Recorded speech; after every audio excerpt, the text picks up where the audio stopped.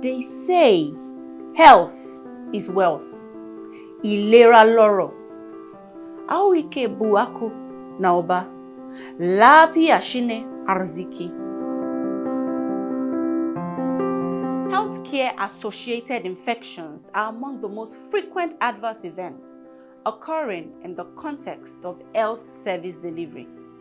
Statistics show that about 136 million cases of healthcare-associated antibiotic-resistant infections occur worldwide every year. Many of these infections occur by interaction with people or surfaces while seeking care.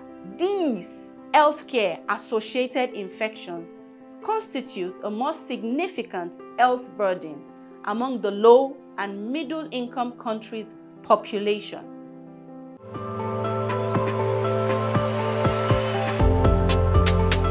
According to the World Health Organization, infection prevention and control, called IPC standards, should be in place at national and facility levels to provide minimum protection and safety to patients, healthcare workers, and visitors.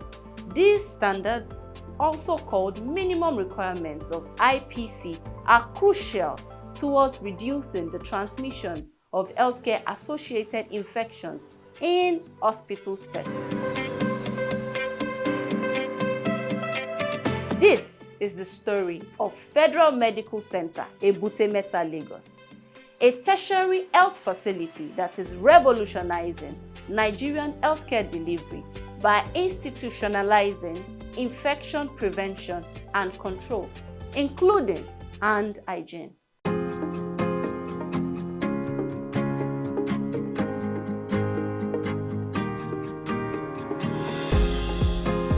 If you're going to run a good hospital system, there are some basic things that must be available.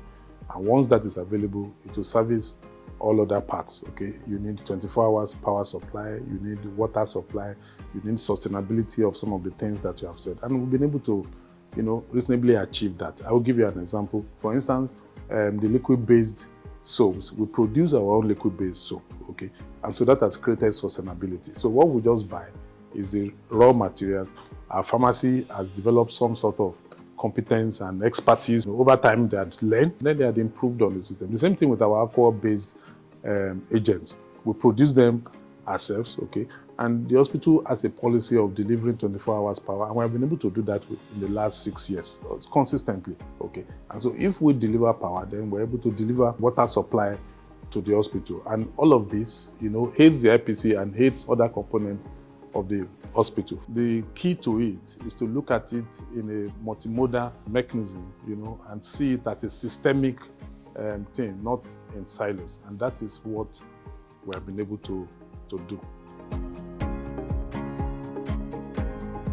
For the top level members of the IPC team, okay, they have not only undergone the basic and intermediate courses, they have also gone ahead to do the diploma courses, and we have quite a number of them, okay.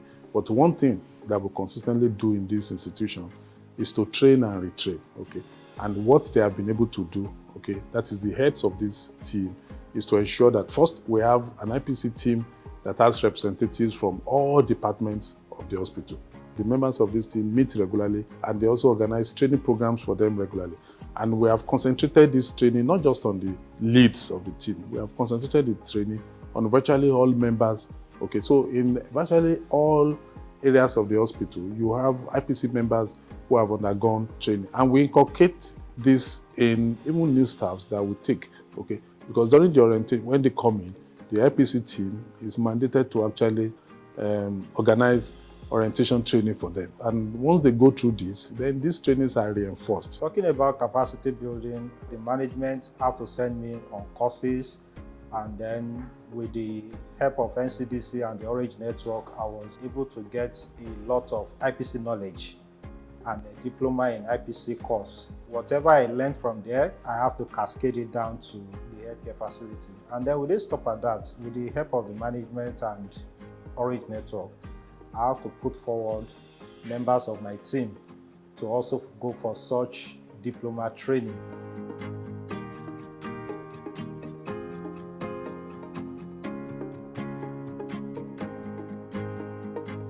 Over the years, we've been using the WHO toolkit to monitor our compliance. What we do is we do it periodically. We're not doing hospital-wide compliance. We just pick on a particular ward and see what is being done there.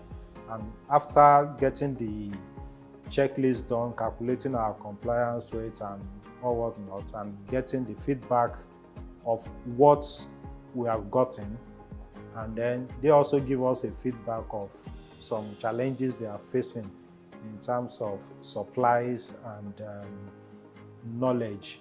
This is how we monitor it, and then we go back, evaluate it, and correct some of those things that we have seen in the past, and we tend to improve more on this.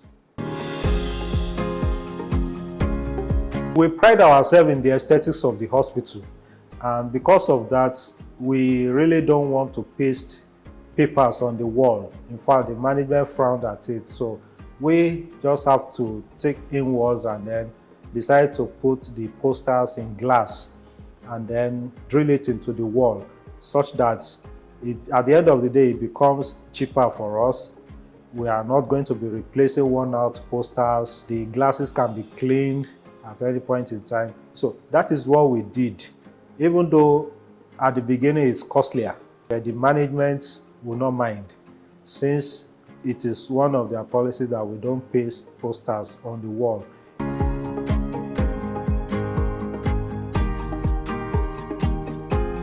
Things that we have been able to do actually is to also let the staff actually see the impact, that a good systemic IPC implementation has been able to make in the outcome of the care that will give to the patients. In the last 4 or 5 years, the IPC teams on their own, they go to the wards, they try to do some of these studies that are needed, they go to the different departments and they share the outcome, of some of these studies, and the staff can actually see the impact that the committee and the IPC team itself is making. I've been very lucky to be working with a management that is IPC conscious, and they are very, very ready to support. The management, being led by the medical director, have done so much to support the IPC team.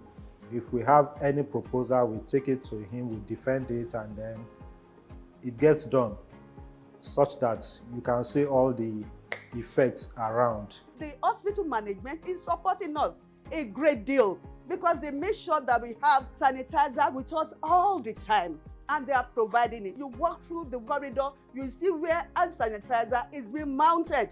And so as the patients are coming into the hospital, walking from one place or the other, they press it to make sure they use it and get themselves clean and safe even before going back to their different homes. I believe that's the kind of leadership we need in all our healthcare facilities, where the leader, the MD or the CMD or the CEO of that facility, be a champion of IPC and is always pushing his committee. Once I do anything in the committee or in the hospital, they believe that it is the MD that is actually talking. So it carries a lot of weight when the leadership of the facility is fully behind the whole program. I think the key message to hospital managers is to regard IPC as an important component of ensuring that we give quality health care services to our patients.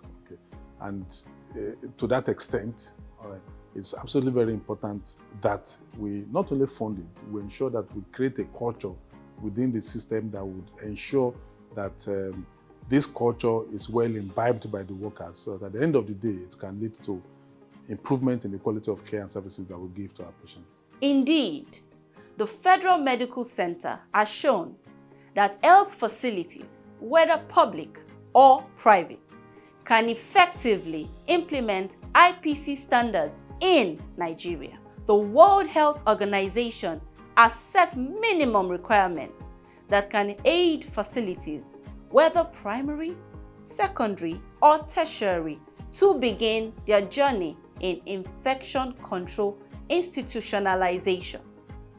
It is therefore imperative for healthcare leaders to look inwards and begin to mobilize local and external resources to make this a reality.